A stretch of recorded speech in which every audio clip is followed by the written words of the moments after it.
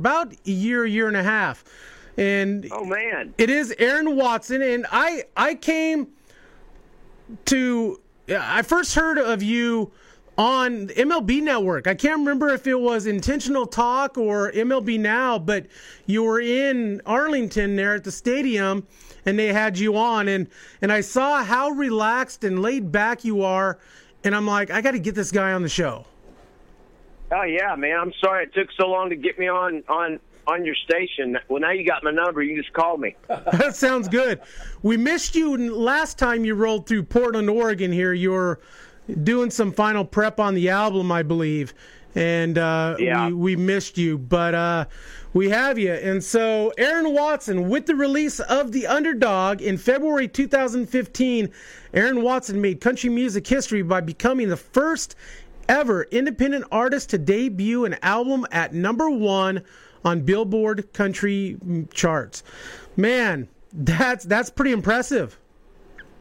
Well, I'm telling you what, it was an incredible moment for us, and we give God all the glory because God's blessed us with these incredible fans. And I mean, I've always stayed independent because at the end of the day, signing a record deal has always meant that I was going to have to change my brand of country music, and by changing my brand of country music, that would require me not being me. You know what I'm saying? Absolutely.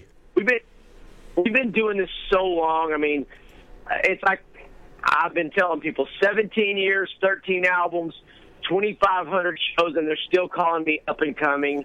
And I'm flattered to still be considered new and fresh, So, I mean, I always tell people we're not really up and coming. We're just slow and steady. And, really, like, kind of my manifesto has always been like, we don't chase phases and stages and flavors of the month. We stay true to our brand. We work hard, and we ride a horse named Hustle.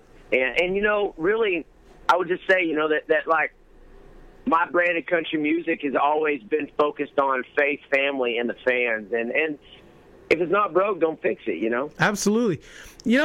Texas music scene, I'm kind of seeing a lot of what you just, told us about. That's kind of what the Texas music scene is about. And so we've had Mickey and Willie Braun on the show, of course, Mickey and the Motorcars and Reckless Kelly. And, man, those are two good old Idaho boys who I grew up watching growing up in Idaho. And so, and, incredible bands. Oh, they're awesome, and there's so many others coming out of that Texas music scene, Cody Canada and The Departed, the Randy Rogers Band, Buster Jiggs. I mean, I've got a buddy, Gordy Schroeder, who puts on the Highway 30 Music Fest in Filer, Idaho every year. I think he's going into his third year, and he pulls from that Texas music scene to bring a couple of them bands to Idaho. And of course, that Texas music scene, it wouldn't be where it is today without Ray Benson. And oh, absolutely. And I know Ray has, meaning to you as well. Yeah, Ray produced, like my first 10 albums. I mean, I call him Sugar Ray. And Ray taught me so much of what I know today. And it's really, people are always like, man, why does the Texas music scene seem so much more genuine and real? And I'm like, well, it's because you've got country boys playing country music. I mean, and nothing against mainstream pop country, but you've got some guy wearing a suit and tie who's from New York, who grew up in, Manhattan. Right. Do you really think that he's going to be able to tell me, a kid that grew up in West Texas, do you really think he's going to be able to tell me, like, what I mean, you can't tell me something. Country music is just who I am. It's part of my heart and my soul. So rather than be dictated by, like, the opinions of the corporate world that's more concerned about shallow things like instantaneous radio hits, we focus on things like putting out good quality albums that fans can enjoy for years to come. And I mean, we've just really been blessed. I mean, it's just, can never state this enough that, like, music is not an industry. Music, to me, is the family business. Mm-hmm. And, you know, my wife is very involved with the business. I mean, I always say that people like me because they love her. I mean, my kids, my boys, when they come on the road with me, they help me clean the bus. They get on stage and they play some songs with me. My little girl is fixing to make a bunch of videos for me to help me promote the new album. I mean, it's important for me that they understand good work ethic. They understand heart, hustle, and all the things that I'm constantly pouring into my business. It's good for them to see their dad do these things because, you know, I'm trying to teach them. You know, I'm their dad. I've got to teach them how to do these things. They're not going to have anybody hand it to them. I'm not going to hand it to them. It doesn't matter if I have $1 billion. My boys they're going to earn it the hard way. And I can't say that about my little girl. I don't know that I'll make her earn anything the hard way. I kind of roll out the red carpet for her. And she's got you wrapped around her little finger, huh? Yeah. Yeah. Everyone's always talking about equality. Well, there's no equality at my house. My girls rule the roost. I mean, those are the queens. They're up on the pedestal. And my boys and myself, we are the peasants. But you know what? We love revolving our lives around our girls because those girls, I'm sorry, girls are more special, the fact. But, you know, really, I mean, it's just like with this record right now, a lot of people are constantly asking me if I'm nervous about what this album's going to do. Our new album's called That Carol. It comes out February the 24th. I mean, there's a lot of people with their eyes on us thinking, you know, well, the Underdog went #1. What's this one going to do? And, you know, I'm not really nervous about it. And this really goes back to my baseball days. And I'll give you my mindset on my new album coming out. My boys, excuse me, my boys had a baseball tournament this last fall. And right before the championship game, we're playing a team that's older than us, bigger than us, faster, more athletic, more talented than us. And we had played them in the first round, and they run-ruled us. And somehow we managed to scrap our way into the championship game. And I set my two boys down with the rest of the team, and I just said, listen, I don't know if we can beat these guys. I don't know if it's possible. I said, but if you get out there on that field and you give it all you've got, from the first inning to the last inning, if you give it all you've got, tonight, whether you win or lose, you're going to sleep good because you're going to know that you did everything within your power to win. And that's the same approach that I take to my life and my career. I mean, you know, when the record comes out, if it goes #1, of course, I'm just going to be so thankful and so honored, and we're going to give God all the glory.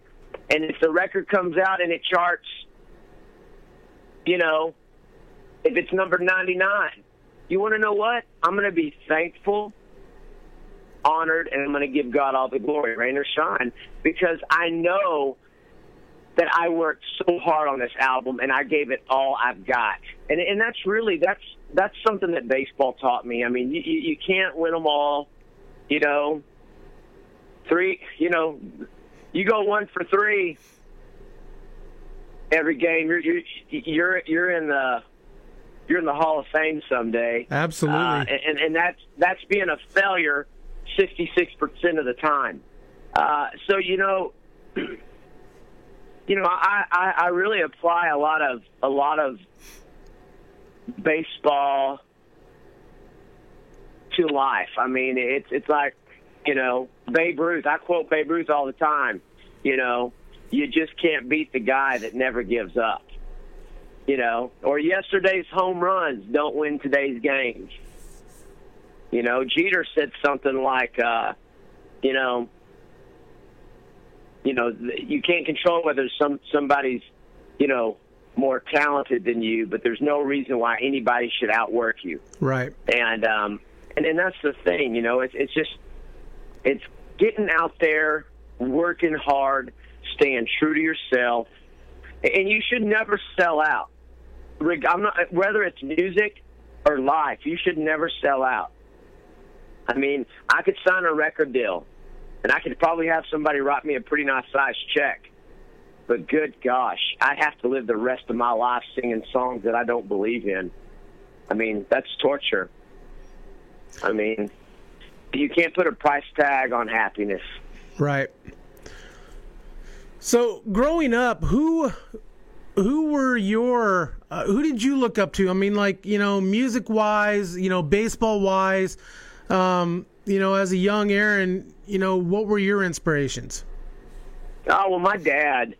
My dad's a disabled veteran. He served our country during the Vietnam War. So, well, thank you to your dad. Hero. Yeah, thank you. There's no bigger hero to me than my daddy. And because of my dad, I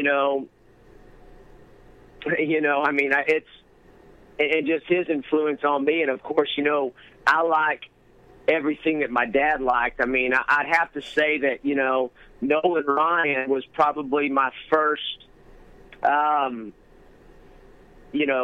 baseball professional athlete hero, and he's still at the top of my list today. And it probably, I can't remember a whole lot about the game, but I remember them hoisting him up on their shoulders.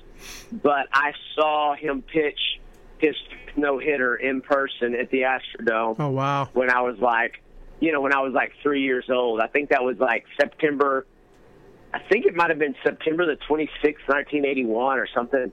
Don't quote me on that, but it's somewhere around that time frame. And, so Nolan just always, the way he's always carried himself with so much class and dignity and respect. I mean, he's kind of the John Wayne of Major League Baseball. So Nolan was always one of my favorites. And, of course, since, I was watching Nolan, one of their outfielders who played for the Stros at the time was Jose Cruz. Yep, had that high leg kick. Loved Jose. Had that big high leg kick. I loved Jose Cruz. And then, kind of the, 1989 rolls around and the Astros got this young stud by the name of Craig Biggio, who's catching, and then he moves to second base, plays outfield.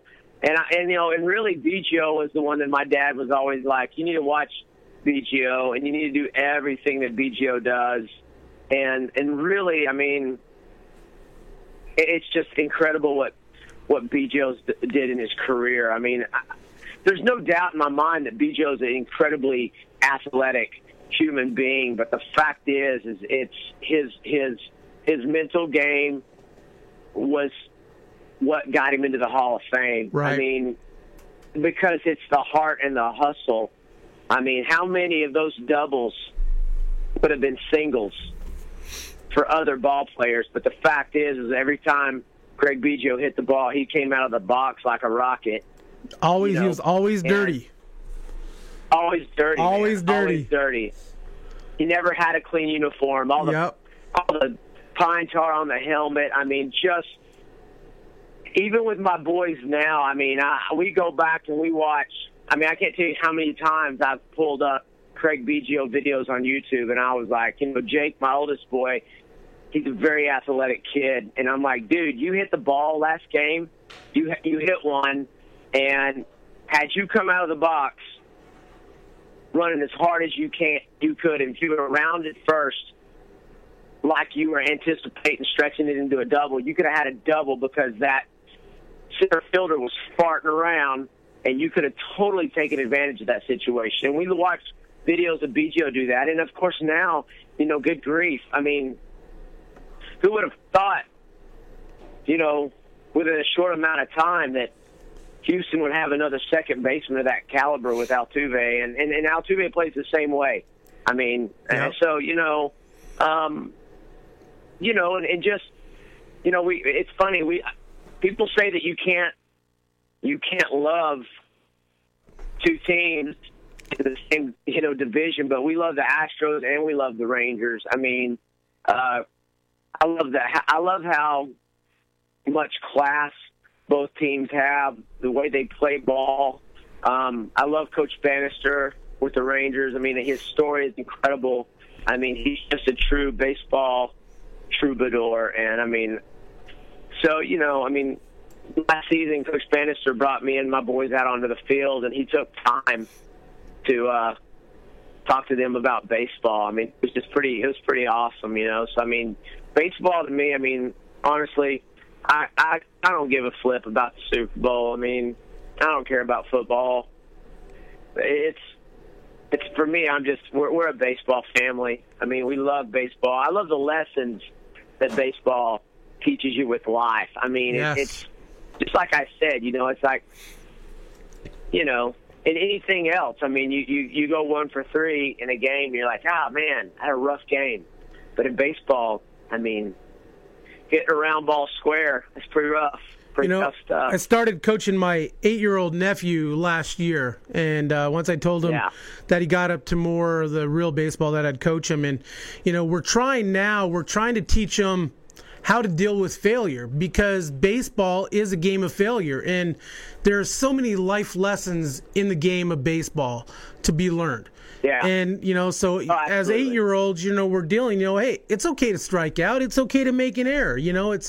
It's what you do after, how you conduct yourself, how you deal with failure. And absolutely. And that's one of the big things I love about baseball. And it's a huge family. I could go and talk to Jeff Bannister, like I'm talking to you. And like I said, it's a big family. It really is. Let's chat a little bit about your time at New Mexico Junior College. You played for a Hall of Famer, Ray Birmingham, who is now head baseball coach at the University of New Mexico. And I'll tell you what, Ray, he hasn't been on the show. I've chatted with him quite a bit.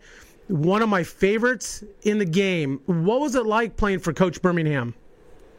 Well, Coach Birmingham is just, man, he's straight up just, I have no doubt that, you do an X-ray,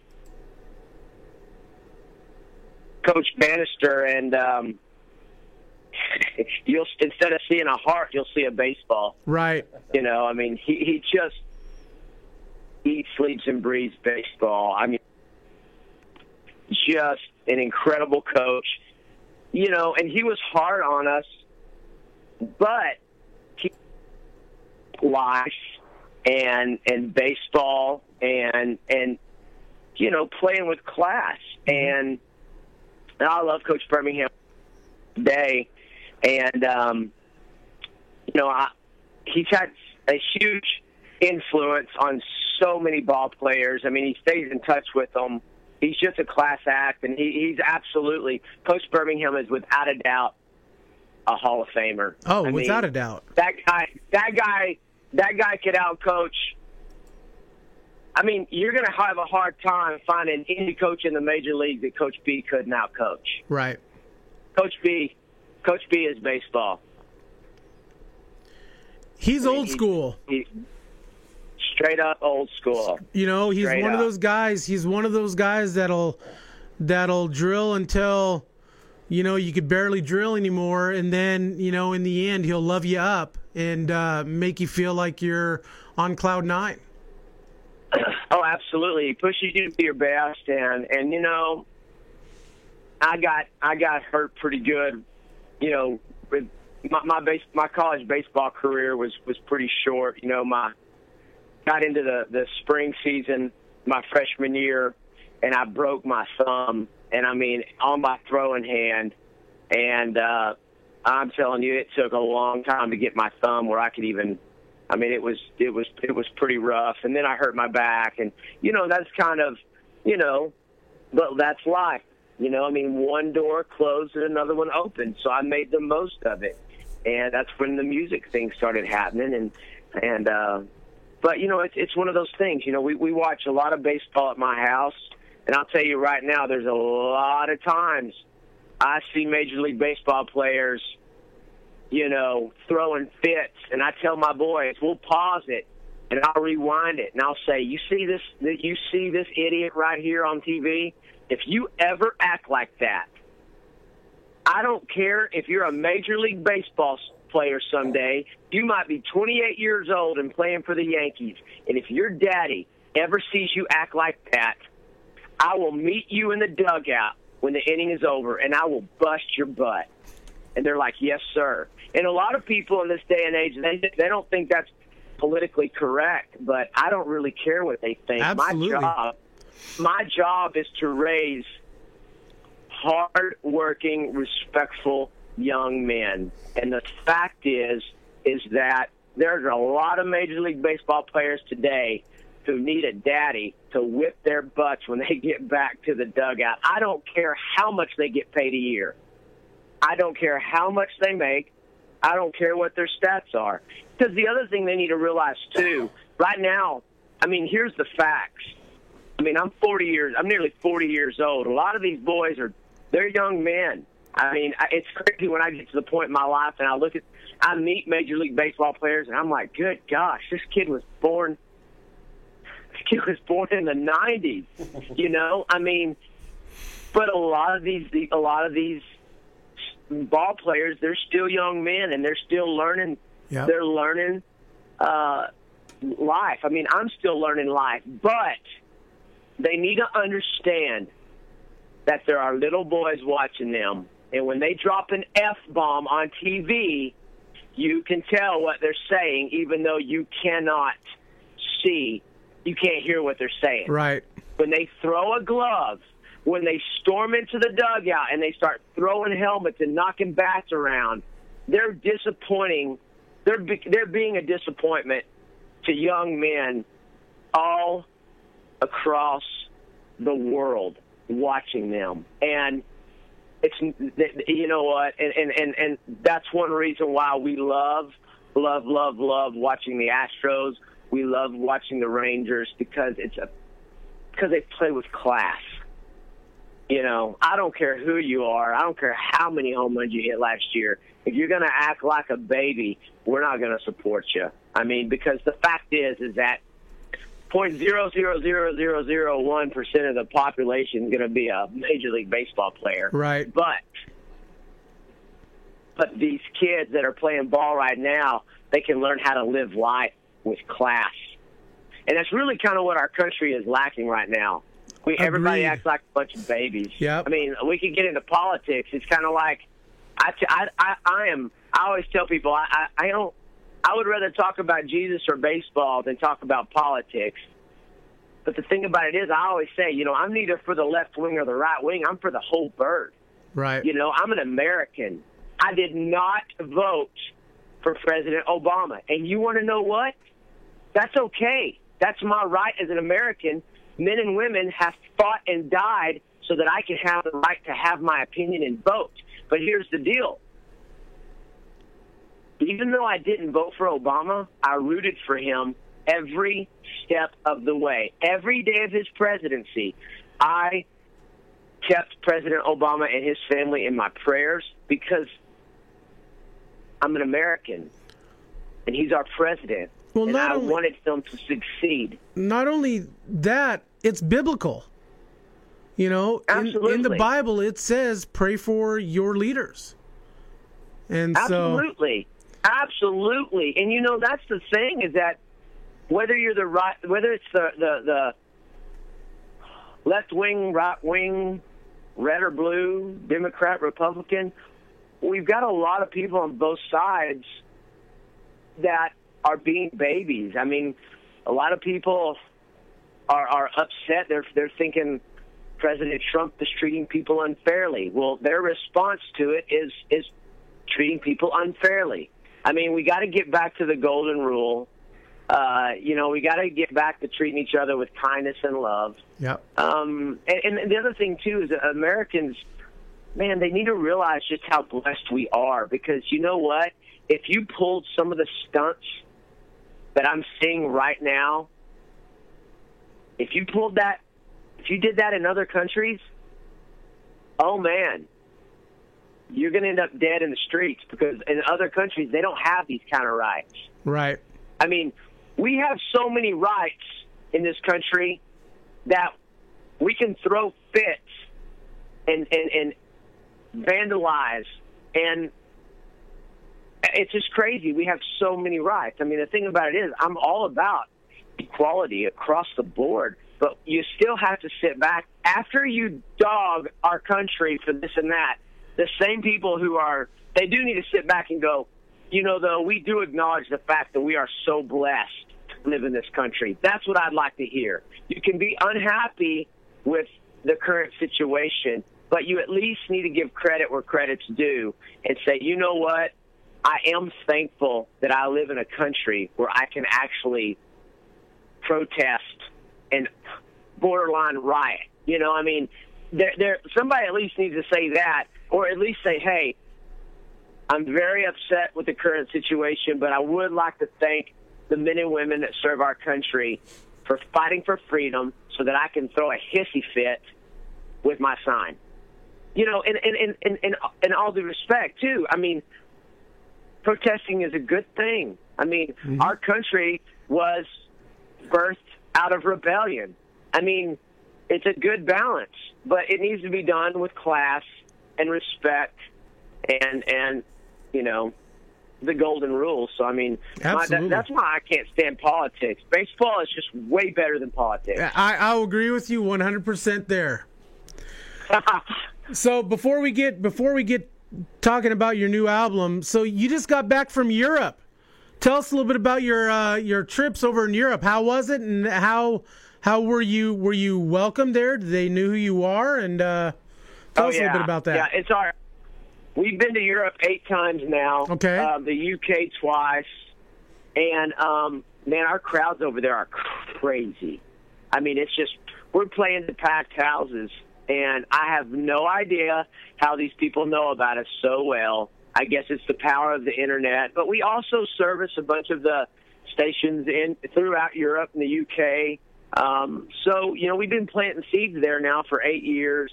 And, man, it's just so much fun to get to travel to new places. And, so many people call me a regional act. And I'm like, well, I'm a regional act. I'm from Texas, and we played 40 states and 10 countries in the last 2 years. So that's pretty regional. I am regional. I'm very regional. I guess I'm so regional that I played in the regions of Ireland, Scotland, and England last week. And, and I'm so regional that here in a couple of weeks I'll be playing in the region of the Midwest and the region of the Southeast. It's funny. I mean, I guess I'm a regional act that takes care of all regions, I guess. I don't know. But we just love it.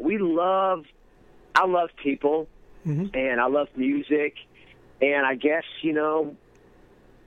for me, it's I don't really need awards and plaques and things like that. I mean, my award is when I'm at my shows and I see people singing along the songs that I wrote, and then having them come up to me after the show telling me that my song helped get them through a tough spot in their life, or my song was used in their wedding, or my song was used at their grandpa's funeral. I mean, that's just the greatest compliment that I think you can give a songwriter. And so, we love it.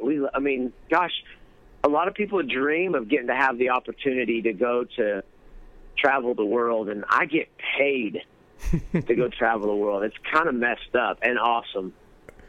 You're definitely blessed. Yeah, amen. So you have a new album coming out on February 24th, and you could actually pre-buy it. You could pre-sales are going on all over. And Vaquero. All over Amazon, iTunes, and it's called Vaquero, which means cowboy. And if you pre-order the album right now, you get 4 songs immediately. And the album has 16 total songs. I wrote all of the songs. So if the album is terrible, it is completely 110% my fault. But, I am excited about this record. Of all the albums I've made, which this is my 13th album, I am just so incredibly happy and content with how this record turned out. I mean, it's just, I poured my heart and soul into this album, and just really, it was so much fun making this album. I mean, I don't listen to myself too often, and the album's been done for several months, but I put the album in last week, and I was in my truck with my kids, and I was just listening to the album, and I was listening to my babies sing along to their daddy's songs, and I was just like, man, I think this album's kind of special. That's priceless. At least it is to me. It is to me. And so what goes in, what goes into the new album you got? What goes in? Like we were scheduled to meet you up in Portland back in, what was it, Brian, May or June, I believe. And we got a call saying that you had some record execs in town that were working with you, and so that you had to cancel, which is totally cool. I understand. How big of a project is making an album? It's pretty intense. I mean, first of all, when the Underdog charted number one, 2 years ago, I mean, I celebrated with my wife in the kitchen, dancing around like we were teenagers again. But then about 30 minutes after that, I thought to myself, oh my goodness, I've got my work cut out for me. And I immediately, right then and there, I started working on Vaquero. And, it's me getting up every morning for 2 years at the crack of dawn, working on songs for a few hours before my kids get up, or getting up at the crack of dawn on my tour bus after, signing, at the merch booth till 2 a.m. It's just work, and writing, and it's just dedication, devotion. A lot of people are like, man, it's incredible how you work so hard, and it's incredible how after every show you hang out with the fans at your merch booth until they kick you out. And I'm like, it's not that incredible. The rest of the world's working hard too. Right. So it's like, I know that a lot of artists have a reputation for being divas, but that doesn't mean that it's right. The fact is that your fans, they call them fans, but really they're customers. And Absolutely. Customers deserve quality. They deserve a quality product. They deserve incredible customer service. They deserve a great environment. It's my business. I may be an artist, a singer, songwriter, whatever you want to call me, but at the end of the day, if I compare it to if I had a little small mom and pop hamburger joint. If you came to my restaurant, you deserve a good environment. You deserve hospitality and customer service. And you know what? You deserve a great burger. You deserve a competitive price. You deserve, some, good piece of apple pie afterwards and ice cream. It's like you want to walk away from that restaurant going, man, that was so enjoyable and delicious. And, that's the kind of thing that we try to offer our fans. And but, there's the writing. And then, there's the pre-production, going in and recording acoustic versions and saying, man, is this a song that belongs on the album? Not going into it blind, not trying to throw a, Hail Marys, but going in there and having a game plan and lots of pre-production.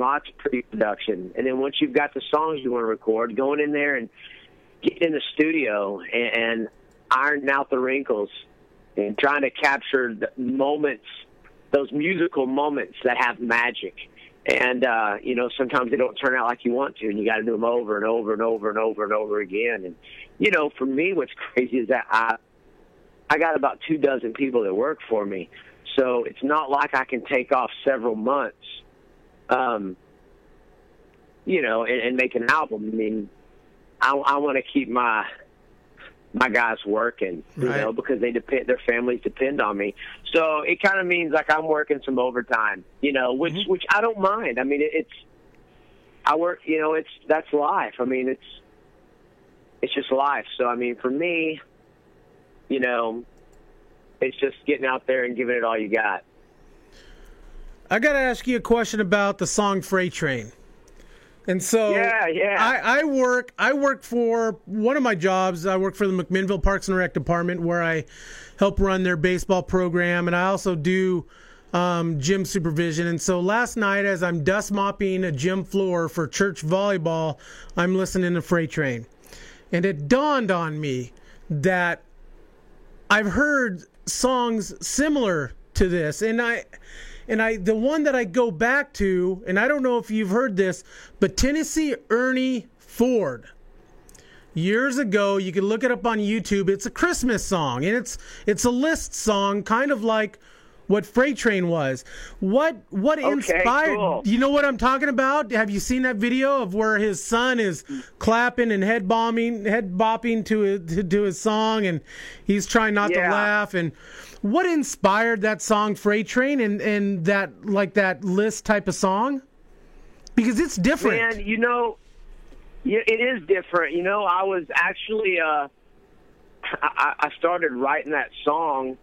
I had a couple of weeks off, and I was in my truck driving out to the ranch, taking my boys hunting, and you know, I had this just kind of like hard driving. I wanted to write this song that I come out to on the stage to kick a show off, and people are just like, "Whoa!" Right? You know, but really, that song is my career and what I do. I mean, it's every night. That's like, I'm going to give them that 2-4 on the floor like the Outlaw Boys done did before. You know, It's like talking about where I come from, the music that I make, and at the same time, it's kind of like a love song, talking about how much I'm missing my wife while I'm even up there on that stage. You know, it's like, I mean, you know, it's like, it's just me. You know, I got to keep on. That freight train don't stop for too many things. You know, right?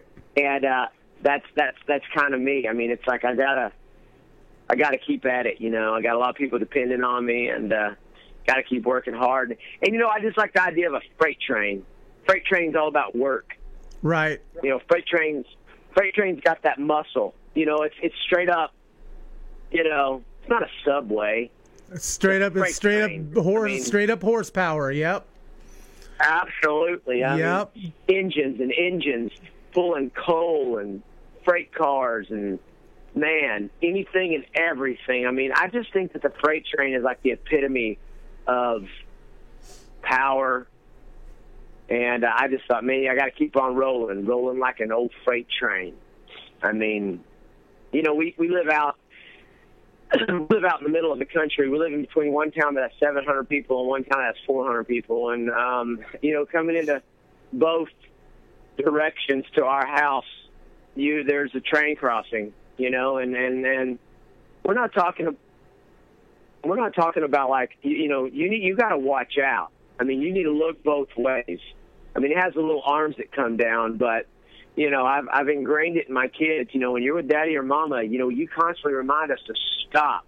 Just because those arms aren't down doesn't mean there couldn't be a train coming. Right. And, you know, so a lot of times, you know, we get stuck at that, you know, out there in the middle of the country, and there's a big old freight train coming through there. And, man, the power and the sound, you know, it's just loud and deep.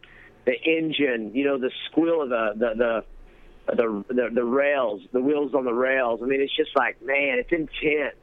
And that thing isn't stopping for anybody until it gets where it's going.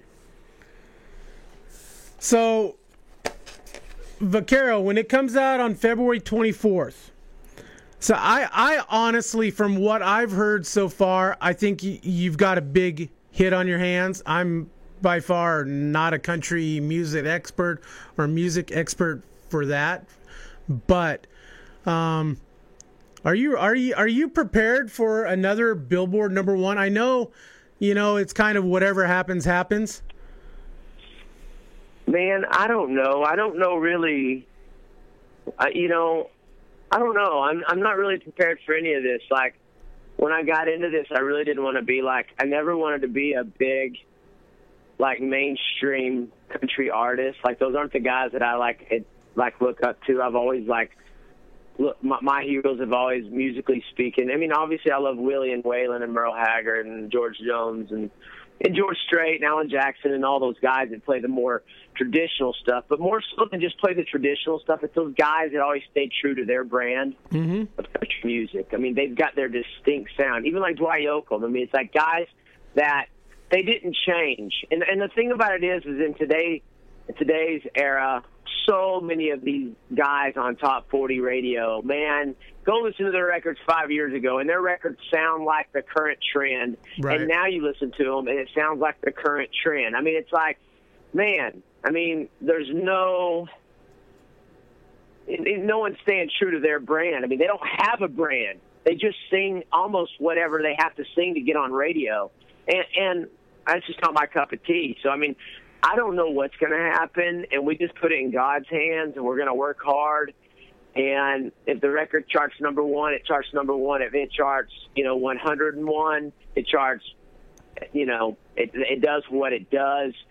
But, man, we have so many exciting things. We just sold out the San Antonio Rodeo. I saw that. I mean, somebody just posted something that we sold more tickets in Florida Georgia Line at the Houston Rodeo, at where the Texans play. That's pretty impressive. Man, that's just God. That's a God thing, and we're just gonna, I don't know how long this thing's gonna last, but it's just like I told my little boys, I'm gonna give it all I've got, all heart, all hustle. And at the end of the day, whether I win or lose, I'm going to be pleased with myself knowing that, man, no questioning. I mean, because I've had moments in my life like, man, it's like this. It's like this. Well, let's talk baseball. You get that hit, and you didn't hustle, and you could have stretched it into a double, and there were 2 outs, and you're down by 1. Last inning, and you're on first, and the next pitch, a guy gets a base hit. And instead of standing on third, had you pushed it for a double, you would have just pushed it across a run to tie the ball game. Right. And the next guy strikes out. You got to live the rest of your life knowing, had I hustled out of the box and turned that single into a double, we would have still been in the game. I don't want to have that moment. I don't want to go, had I done this, we would have done this. Or had I done this, we might have done this. I mean, man, I want to leave it all on the field and be able to just always have that comfort of knowing that I gave it all I had. And, that's all you can ask of anybody, is just to be the best you that you can be. And but I'm not really worried about charts. My business does not revolve around radio hits or charts. Just go out and make that music. So this album is for the fans. And as long as my fans like it, I don't care if the rest of the world despises it, as long as my fans like it. Because those are the fans who have gotten me to where I am today. You dance with the one who brought you. And that goes back, at the very beginning of the show, talking about the Texas music scene and Ray Benson. My contact with others in the Texas music scene, it's the same idea. Reckless Kelly, Willie Braun, Mickey and the Motor Cars, Mickey Braun, they don't care. They don't care about the radio hits.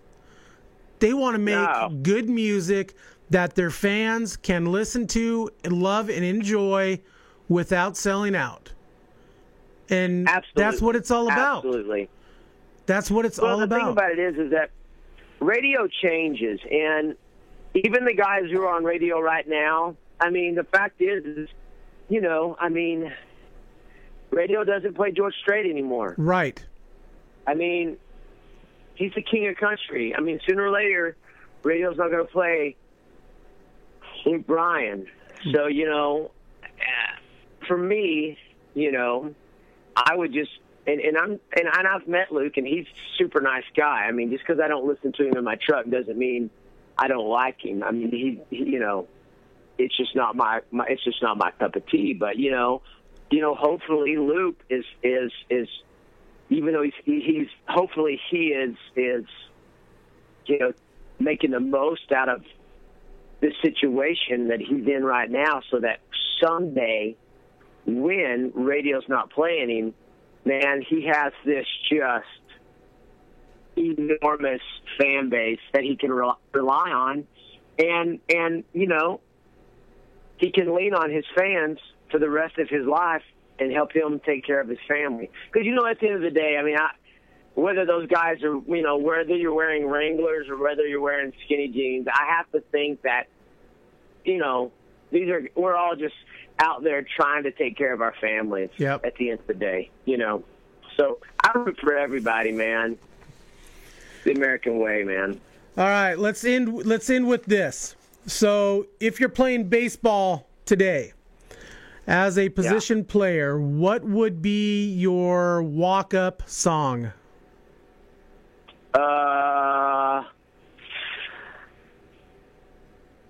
My walk-up song would be, let's see, I would probably walk up to Johnny Cash.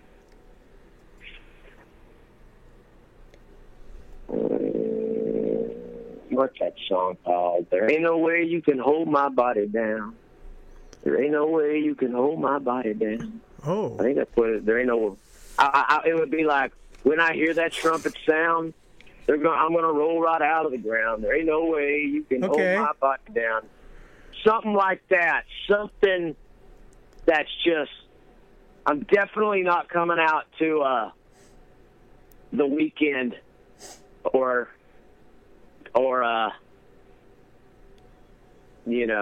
I'm not coming out to some hip hop song. That's a fact. Ain't no grave is the name of that song. Ain't no grave. Ain't no grave. Ain't no grave. I'm coming out to Ain't No Grave by Johnny Cash. That's a good one. Song. And I would, if I was playing for the Rangers, I'd ask Coach Bannister, if I could please play second base, because I can make that throw all day long. But that throw from short kind of gets me. And at third, I got too much time to think about it. I just, you know what? I'm telling you right now, man. You get me out on the field, and man, I'm telling you, I still got it. Do you play in any of? Do you play in any of the celebrity softball jams down there? I know that Reckless Kelly holds one every year, and do you get out there and play? I've never. You need to ask them why they've never asked me to play that thing. Put a little heat on them for me, and God, I hate softball, man. I hate softball. Man, I'm telling you what, my swing, it was not made for a softball. I get up there, I see guys with big, slow, terrible swings hit that ball a country mile, and I get up there with a textbook, compact baseball swing, and I'm terrible. I'm terrible. I need to just get up there in the box and, get at the back of the box, and when the pitcher lobs it up there, I need to, crow hop and, take a Happy Gilmore kind of swing at the ball. But, I mean, it's fun. It's fun, but I don't know, man. It's tough. There's nothing like baseball. Softball's too. It's like I'm throwing a beach ball. Well, you are. I mean, compared to a baseball. So, yeah. Well, I'm excited for this year. The Astros and the Rangers are both. I think they're both set for the long haul. I'm gonna go out on the limb with the American League West and say right now that the Astros will win the American League West, and the Rangers and the Mariners will also make the playoffs out of the wild card, out of that division this year. I think that's very likely. I mean, I don't know if you remember Sports Illustrated 3 or 4 years back after the Astros lost over 100 games. They had an article come out, and Springer was on the cover. Yep. And it said, "Meet your 2017 World Series champs." That they did, yes. I mean, man, that's what people don't realize is like Houston. I mean,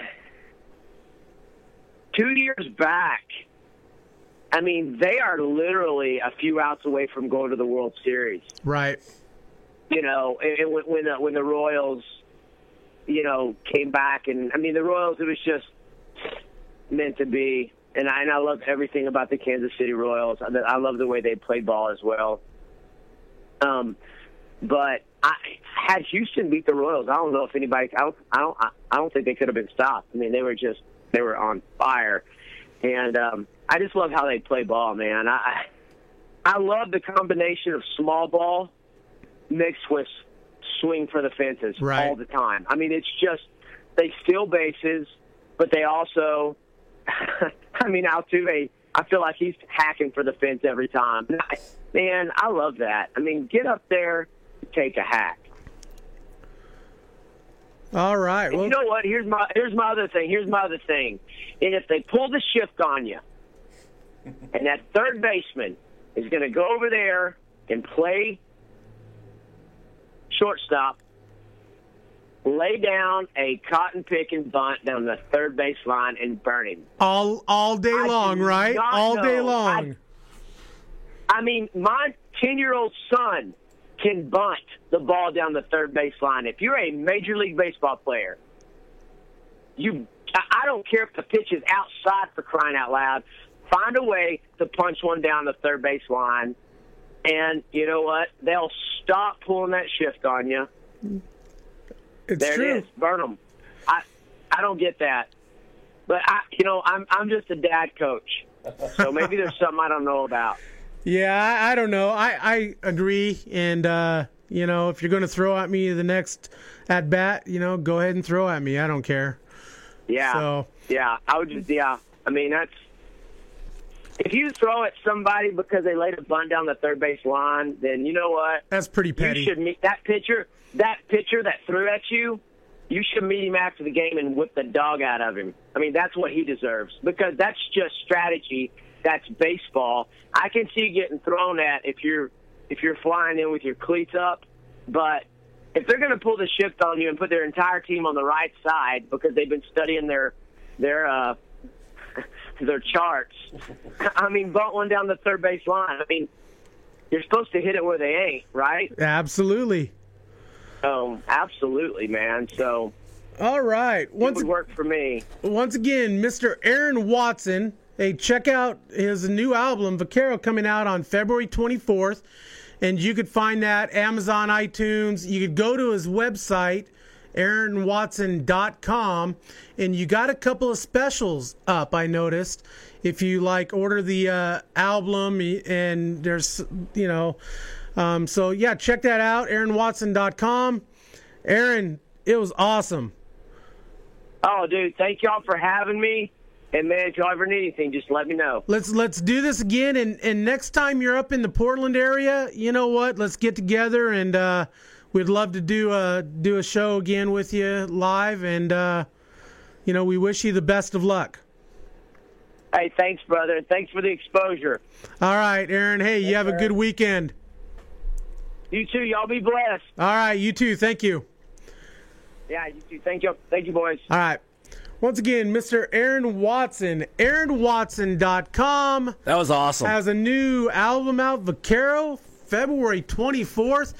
Brian, I'm going to tell you, guys like Aaron, you want to root for. Just a good guy, good old-fashioned guy, doing it the hard way. Doing it his way, too. And, yeah, he's not selling out. Great music. I can't wait to check out more of his stuff, and as we go along, I'm sure I'll find songs to add to my baseball field prep, playlist. And man, AaronWatson.com. That guy's going places. Yeah. You know, He's good. up and coming. It's funny. Up and coming. 17 years He's been in the at making. it for 17 years. Yeah. You know? So, Aaron Watson. AaronWatson.com. All right. Hey, the big game is tomorrow, Brian. You know, I kind of go with Aaron. I'll probably watch it. Yeah. You know, but honestly, the best thing about the Super Bowl is spring training's right around the corner. Yeah. Pitchers and catchers report, right? Soon? Like next week, Next the week week, after. coming Yeah. up. So we're getting close. I just picked up my new baseball yearbook and Got some baseball cards, too. got some brand new baseball cards. The new Topps set came out, and they look pretty cool. And so, even got the old Twitter and the Instagram on the back. We talked a little bit about that. There's social media on there now. I don't know if I like that part. Well, I think we're going to But- be getting there with everybody soon. It is what it is. So And before so- we say goodbye, your pick on the game that some people don't care about? My pick. My pick's right above your left shoulder right now. I'm going to go with. Oh man, I hate to say it. No. I hate to say it. I'm going to go New England 27, Atlanta 21. 27-21. I'm going to say it's going to be a blowout. It's going to be Atlanta 35-10. What? Yep. There we go. You heard it here first. Remember, I picked the Astros to win the World Series, and forget that. No, whatever. That's right. That's right. You know, Lady Gaga's singing, so Lady I'm pretty excited Gaga. Hey, about the halftime show. I'm excited to see Lady Gaga at halftime. Yeah, it'll be good. It'll Kind be of fun. interested in what she's going to do, and you know what? Love her, like hate her. You know what? She's talented. She can sing. There's 13 no doubt minutes about of it. Lady Gaga at halftime, so it'll be fun. You know, it's better than the Backstreet Boys. Prince was pretty good, though. Prince was one of my favorites. Yeah, good stuff. One of my favorites. God rest Prince. All right. So I'm Norm. That is Brian. We are Clubhouse Chatter. And if you like my hat that I was wearing, baseballisms.com. Check them out. Also sponsored by BaseballDudes.com. Chris Gazelle up there in Vancouver, Washington. To be the best, you must train like the best. Chris Gazelle, Baseball Dudes. Mitch Canham, skipper Mitch Canham of the Modesto Nuts. Did I ever tell you my story about being in Modesto, Brian? I don't know if you did or not. So when I was clubhouse manager in Lancaster, 2006, our first trip up to Modesto, I got into some trouble with one of the usherettes. Surprise. And so they had three mascots. So they had Al the Almond, Wally the Walnut, and they had like this golf ball looking dude, had golf ball head. And so I remember getting a piece of paper and I wrote on the back, "Have you seen my two nuts?" and taped it to the golf ball guy's back. And of course, you know, there's arrows pointing at Al and Wally. And so, well, the usherette didn't find it too funny, and she called me out of the dugout, and I got a pretty stern lecture on how this is a family place. I thought it was pretty funny. She didn't. They call their team the Nuts. So I know, exactly, right? You got to expect that. Exactly. I mean, the Portland Pickles get that all the time, That's I'm sure. right. The Gherkins. Yes. And we are also sponsored by, Mitch Canham. Mark Canham, his dad, MDM Designs. Hey, we stream live every time we have a show, YamlToday.com. And you can find us on Clubhouse Chatter 1T, Facebook, YouTube, iTunes, MLB.com blogs. Google us, you'll find us. And if you got if you want idea for a show, email me, normbo18@gmail.com. There you go. 35-10, huh? 35-10. Falcons. Wow. We'll celebrate next time we see each other. Wow. Yeah, no kidding. That's right. All right, Brian. Hey, next time we get back together, I think pitchers and catchers might have reported. I think we're going to have to report as well. We'll have our little pitcher and catcher mound out there. That's right. Warm Clubhouse up. Chatter, And that's right. start our softball team. And then Aaron Watson will not be on the team. We figured that out today. he does not like softball. And so, hey, we're gonna study some picks, and we'll come back with our own picks here. I'm sure within another month or so, and so we'll do our little show. And so, with that said, that is Brian, man, the myth, and the legend, with his Oakland A's hat. Got my Houston Astros hat. We're good. Clubhouse Chatter. Thanks for watching.